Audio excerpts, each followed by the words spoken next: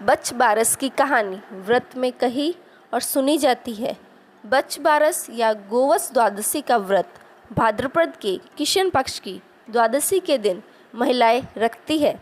अपने पुत्र की मंगल कामना में यह व्रत रखा जाता है और पूजा की जाती है तथा बच बारस की कहानी कही और सुनी जाती है। बच बारस को गोवत्स द्वादशी, बच दुआ, बचवास, ओग द्वास, बलि द्वादशी आदि नामों से भी जाना जाता है। एक बार एक गांव में भीषण अकाल पड़ा।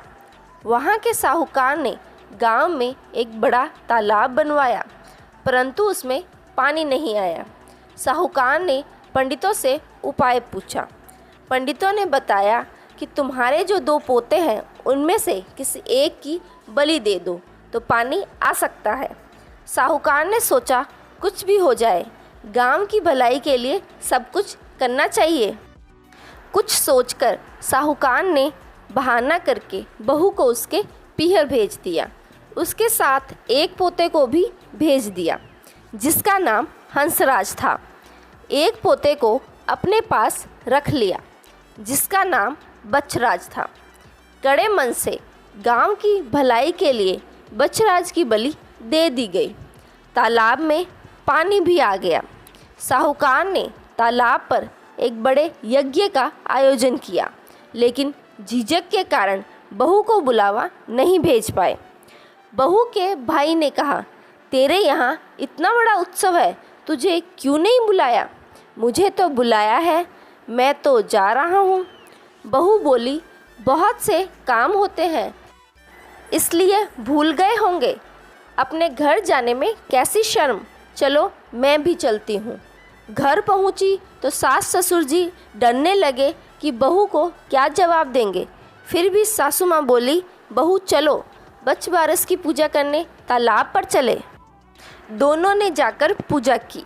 वहाँ सासू जी ने कहा, बहू तालाब के किनार को खंडित कर दो। बहू बोली, मेरे तो हंसराज और बचराज है, फिर मुझसे किनार खंडित करने के लिए क्यों कह रहे हो? सासू जी बोली, जैसा मैंने कहा है वैसा ही करो। बहू ने सासू जी की बात मानते हुए किनार खंडित की और बोली, आओ मेरे हंसराज बचराज, लड्डू उठाओ। सासू जी मन ही मन भगवान से प्रार्थना करने लगी, हे बचबारस माता, मेरी लाज रखना। भगवान की कृपा हुई। तालाब की मिट्टी में लिपटा हुआ बचराज और हंसराज दोनों दौड़ते हुए वहां आ गए। बहू पूछने लगी, सासू जी ये क्या हुआ?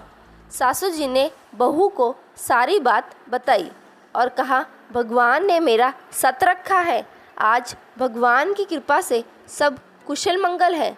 हे बचबारस माता, जैसे सासू जी का सत रखा वैसे सबका रखना, खोटी की खरी अधूरी की पूरी। जय श्री कृष्ण।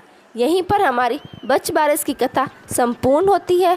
उम्मीद है आप सभी को मेरी यह वीडियो अच्छी लगी तो इसे लाइक करें और चैनल को सब्सक्राइब करना बिल्कुल ना भूलें। धन्यवाद।